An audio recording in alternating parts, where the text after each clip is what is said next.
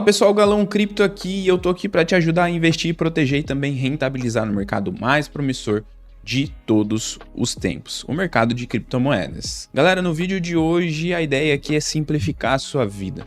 Você deve estar recebendo aí várias notícias, está sendo bombardeado por várias informações referente à macroeconomia e você ainda não entendeu talvez qual que é a correlação entre a macroeconomia, o que é decidido lá nos Estados Unidos, com o mercado de cripto, já que é um mercado descentralizado. No vídeo de hoje você vai ser capaz de entender qual é a influência do macro mercado no mercado de cripto e também se antecipar esse tipo de notícia e movimento para você tomar decisões importantes na sua carteira, beleza? Fica comigo até o final desse vídeo e o nosso conteúdo começa depois da vinheta.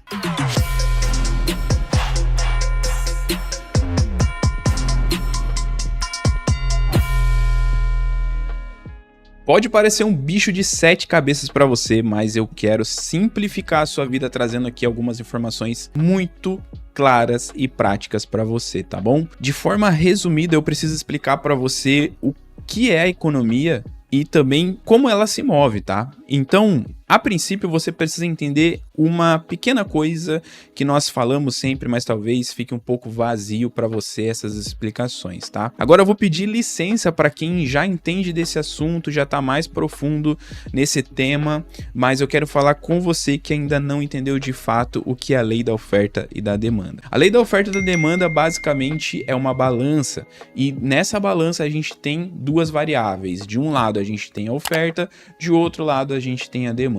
E a oferta basicamente é a quantidade de bens ou serviços que estão sendo ali ofertados numa prateleira, estão sendo dispostos a vender a um determinado preço, tá? E a demanda basicamente é a quantidade de bens ou serviços que os consumidores eles estão dispostos a pagar um determinado preço. Essas duas coisas combinadas, elas têm um peso diferenciado de um lado para o outro. E quando elas estão desbalanceadas, acaba ocorrendo o que nós chamamos de desequilíbrio na oferta e na demanda, o que faz com que o preço ele percorra para uma direção, seja ela para alta ou para baixa. Basicamente, para você entender, quando a demanda ela aumenta e a oferta, ela, por exemplo, ela permanece a mesma, os preços eles tendem a subir. E se a oferta ela aumenta e a demanda ela permanece a mesma, os preços tendem a cair. Vou te dar um exemplo muito claro e prático para você entender o que eu quero dizer com isso, tá? Vamos supor que você está com um grupo de amigos no deserto, vocês estão com muita sede e de repente vocês encontram uma pessoa com um carrinho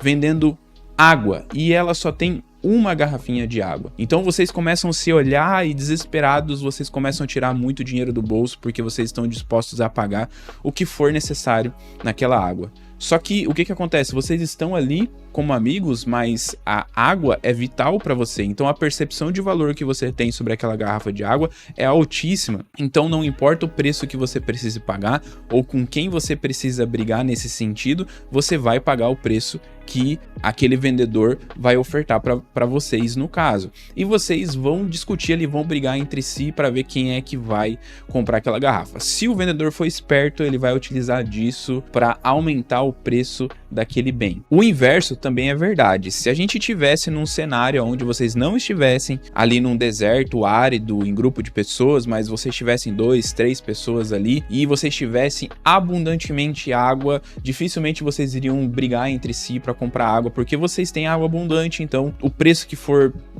ali estipulado, se tiver caro, você vai em outro lugar comprar, então aquele estabelecimento é obrigado a equalizar o preço, né, diminuir o preço para que ele possa voltar a ter pessoas comprando ali, né, então todo esse ecossistema, ele diverge em duas coisas, né? Quando a gente tem uma demanda excessiva e uma oferta estagnada, a gente tem um aumento do preço, né, naturalmente pelas coisas. Quando a gente tem ali uma oferta excedente e uma demanda equalizada, né, tranquila ali, você vai ver ali os preços caindo, né? Isso naturalmente é o que ocorre. É só você pensar num comércio.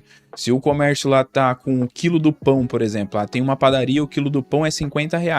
Você vai comprar na de R$ 50 ou na de R$ 9,99? Todas as pessoas, logicamente, vão comprar na de R$ 9,99. Ou seja, vai ter muita oferta na de R$ 50, mas pouca demanda. O que esse cara de R$ 50 vai ter que fazer? Ele vai ter que diminuir o preço para brigar com o preço lá de R$ 9,99 para R$ 9,90, R$ 9,80, para ele voltar a ter demanda. E assim sucessivamente. É assim que acontece no mercado. E tudo isso se movimenta de acordo com alguns indicadores. Eu vou citar aqui alguns, tá? O PIB, que é o Produto Interno Bruto de um país, é o que mede basicamente a saúde ali financeira do país. O PIB, basicamente, ele mede a soma de todos os bens e serviços produzidos em um país em um determinado período. Então, eles pegam um período, fazem essa conta, então eles estipulam ali o PIB. E basicamente o PIB crescente indica uma expansão da economia, e quando o PIB está decrescendo, ele indica uma recessão. Vou te dar exemplos práticos também, tá? O PIB, quando ele cresce, geralmente significa mais empregos. Por quê? As empresas elas estão produzindo mais. Ou seja, se elas estão produzindo mais,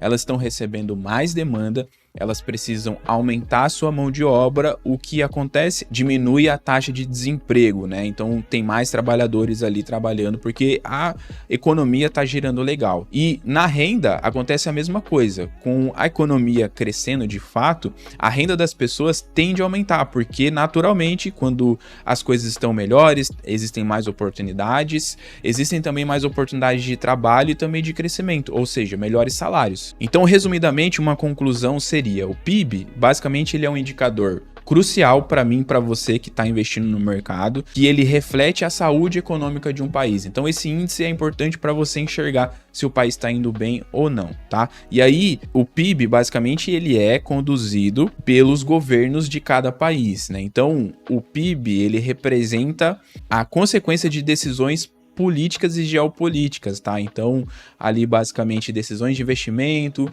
influência, tudo isso acaba atingindo a vida cotidiana das pessoas, né? Então você pode ver, por exemplo, agora que várias das atitudes que foram tomadas recentemente acabaram influenciando no preço, por exemplo, do seu arroz que tá lá na prateleira. Se você tá gostando desse conteúdo, você nem espera os próximos vídeos, então deixa aqui o seu like já para ele ser recomendado para outras pessoas que têm dúvidas sobre esse tema, e também se inscreve no canal e ativa o sininho, porque se você ativar o sininho, todas as vezes que a gente lançar um vídeo novo aqui no canal, você vai ser notificado, beleza?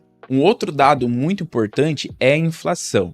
E a inflação, basicamente, é o que você mais deve estar escutando aí, é o aumento geral dos preços ao longo do tempo, né? Então, a inflação basicamente é um dado econômico que é feito em determinados períodos para te dizer, de forma simples e rústica aqui, sem guardar palavras, o quanto você está mais pobre todos os anos, tá? Ela ocorre quando há mais dinheiro na economia do que bens e serviços disponíveis, levando aí basicamente um aumento dos preços, que é o que está acontecendo no momento de hoje em que eu gravo esse vídeo, tá? A inflação moderada, ela é normal, né, de acordo com alguns requisitos, né, e ela pode indicar sim uma economia saudável desde que ela esteja utilizando ali, por exemplo, a impressão de dinheiro de uma forma inteligente, né, enfim, pode haver sim economias que estão com inflação ali controlada de uma forma saudável, mas a inflação alta, ela pode diminuir o poder de compra das pessoas, e é aí que mora o grande perigo que ninguém enxerga. É só você olhar para sua nota de 100 hoje e ver quantos itens do mercado você comprava 10 anos atrás com essa mesma nota de 100 e quantos itens você compra hoje. Com R$100 antigamente você saía com 10 sacolas, um carrinho cheio. Hoje você sai com 2 sacolas e olhe lá. Uma das principais causas da inflação é a impressão de dívida, a impressão de dinheiro, que é muitas vezes tomada uma decisão ali por uma mesa redonda onde pessoas tentam sanar ali os problemas com uma caneta, aonde eles pensam assim: bom, temos uma dívida muito grande, como nós vamos pagar essa dívida? Bom, Aí um gênio pensa assim, nossa, vamos criar dinheiro.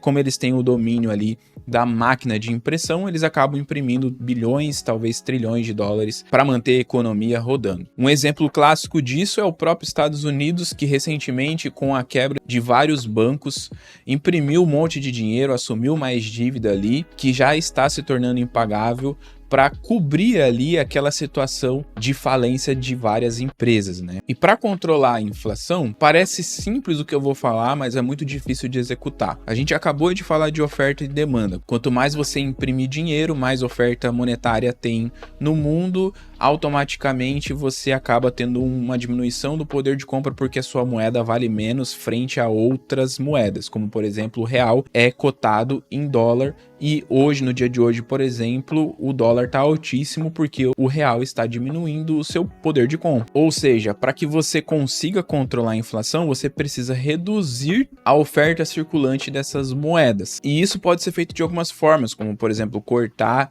ali gastos do Estado e coisas nesse sentido, mas é claro que isso nunca vai acontecer no Brasil, por exemplo. Mas seria uma coisa muito óbvia, porque você na sua casa, provavelmente você não gasta mais do que você tem. E se você gasta mais do que você tem, no outro mês, por exemplo, você ganha R$3.000. Se você gastou 3.500, no próximo mês você vai ter que diminuir o seu gasto em R$500 para você continuar ali sempre no azul. E se você não faz isso, você vai aumentando a sua dívida e aí você vai aumentando os juros daquela dívida e aquilo vira uma bola de neve. E o que mais acontece nas taxas de inadimplência é que as pessoas não conseguem pagar essas dívidas. E agora que você entendeu tudo isso, é hora da gente entrar um pouquinho mais profundo na taxa de juros, que aí é onde a gente consegue também controlar a inflação, que é o caminho mais comum de todos os governos, tá? Hoje, no Brasil, a gente tem a taxa de juros chamada taxa Selic, e quem coordena isso é o Banco Central. Nos Estados Unidos, quem coordena isso é o Fed, o Federal Reserve, que dita as regras ali de como vai ser controlada essas taxas de juros e todas as políticas monetárias para reduzir a inflação e possíveis efeitos colaterais aí de problemas políticos ou problemas, por exemplo, como a pandemia e coisas nesse sentido, né? Por exemplo, precisamos pagar aí auxílio para 20 milhões de pessoas. Como que nós vamos fazer isso? Bom, vamos ver aqui as nossas possibilidades. Podemos imprimir dinheiro, podemos reduzir gastos. Vamos imprimir dinheiro. Então, esses caras é quem determinam essas coisas. E a taxa de juros é um caminho mais comum, que é o que eles acabam utilizando. E aí, só para você entender o que é taxa de juros basicamente é o custo do dinheiro emprestado. Quando você pega aí um empréstimo, por exemplo, a taxa de juros é o valor que você paga de forma extra ali para o banco, além do valor que você emprestou, né? Basicamente é o custo do risco que aquele banco está correndo com você, de repente você acabar não pagando, não honrando ali com as suas parcelas. E a taxa de juros de um país, basicamente, né, como eu disse para vocês, ela é definida pelo Banco Central e também o Federal Reserve lá nos Estados Unidos, que é basicamente a taxa ali que eles colocam para os bancos comerciais poderem emprestar ou depositar dinheiro no Banco Central. Então existem duas coisas aqui, tem o Banco Central que manda em todos os bancos e aí eles estipulam a taxa de juros do país. Os outros bancos comerciais, que é o que você deposita, bota dinheiro lá e tal e tudo mais, eles emprestam dinheiro para o Banco Central e vice-versa também. E aí isso é repassado para os bancos comerciais, que é onde você vai tomar um empréstimo ou você vai colocar a sua grana ali para render. Agora me diga uma coisa, é melhor você investir R$1 milhão para ter às vezes um retorno de 0,5%, 0,2% ali suando, né, o bigode ali, montando uma empresa, tendo custo, tendo trabalho com logística, tendo trabalho com problema jurídico trabalhista, coisas nesse sentido que vão onerar o seu trabalho, a sua operação,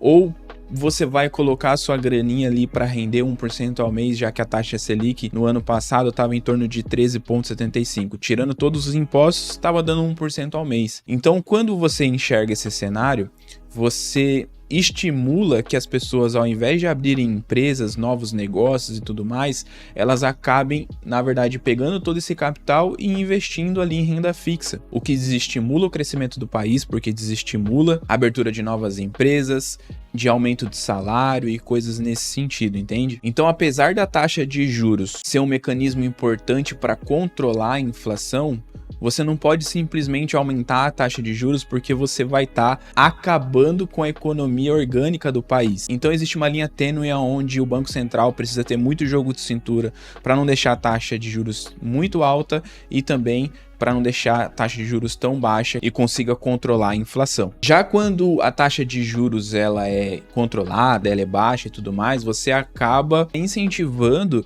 gastos e investimentos ali porque a taxa de juros é baixa. Por exemplo, a taxa de juros está 8%, está 6%. Numa operação aí de 0,5%, 1% ao mês que você recebe de uma empresa, montando uma empresa, alguma coisa assim nesse sentido, você já paga esses juros e ainda tem algum tipo de lucro.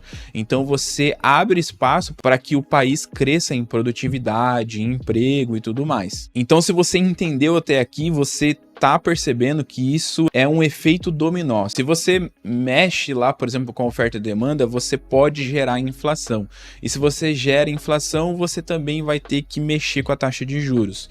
E se a taxa de juros não for bem avaliada e bem controlada, você pode simplesmente desestimular o país a crescer, o que impacta no PIB, que é um indicador econômico importante. Então, todo esse ecossistema que eu estou comentando com vocês está extremamente ligado, tá? E o que tem a ver o mercado de cripto com tudo isso que eu estou falando de macroeconomia e tudo mais? Quando você entende sobre como funciona a economia, você começa a perceber que basicamente o dinheiro ele passa de mãos, né? Então, por exemplo, quando a taxa de juros ela tá alta, o dinheiro que poderia ser empregado em novas empresas, onde você vai ter um pouco mais de risco, ele é empregado numa coisa sem risco que é a renda fixa, por exemplo. Mas quando a gente tem a taxa de juros baixa, você estimula as pessoas a tirarem o dinheiro da renda fixa e colocarem e montarem empresas. Essa mesma lógica acontece no mercado de cripto, porque quando a taxa de juros está baixa, os investidores de longo prazo, eles entendem que aquele rendimento já não é adequado e desejável por eles. Então o que acontece? Eles pegam parte desse capital, tiram do sem risco e eles começam a migrar esse capital para montar novas empresas e para investir em produtos emergentes ou produtos como o mercado de cripto, que é um setor ali de tecnologia. Então o que acontece? Se a gente tem mais liquidez no mercado de cripto, a gente tem um crescimento do market cap do mercado no geral, ou seja, as criptomoedas elas acabam subindo. E o cenário inverso também faz com que o mercado caia. Se a gente tem ali uma taxa de juros muito alta, isso vai fazer com que os investidores tenham medo de tirar de renda fixa de algo que não tem risco e não colocar ali no mercado emergente, no mercado de cripto. Isso faz com que o market cap do mercado de cripto não suba e as criptomoedas, por consequência, não subam também. Então é nesse sentido que toda essa explicação começa a tomar corpo para você se tornar de verdade um investidor de cripto. Porque quando você entende isso, você vai perceber o ciclo do dinheiro, aonde o dinheiro tá, e aí você consegue se antecipar. Nesse exato momento, nós estamos esperando muito por um corte na taxa de juros. O corte na taxa de juros vai fazer com que o mercado esteja mais otimista no mercado de cripto, que pode trazer rentabilidades muito altas. Por isso a expectativa é muito grande para que isso aconteça e nós acompanhamos ao vivo aqui todas as declarações do Fed para entender qual que vai ser a direção que eles vão tomar e aí saber qual é o momento exato, qual é o time certo para a gente entrar comprado ou para a gente se desfazer das nossas posições. E aí, se você acha que eu tô falando besteira, existe uma frase que eu gosto muito de Warren Buffett, que simplesmente é o maior investidor do mundo, que eu considero, na minha opinião, que diz o seguinte: nunca brigue contra a América. Basicamente é a América que manda nos mercados globais e eu, jovem gafanhoto, é que não vou contra o maior investidor do mundo, né? Eu espero que esse vídeo tenha te ajudado e se você ficou com alguma dúvida, deixa aqui nos comentários que eu quero te ajudar, beleza? Até o próximo vídeo e bons investimentos!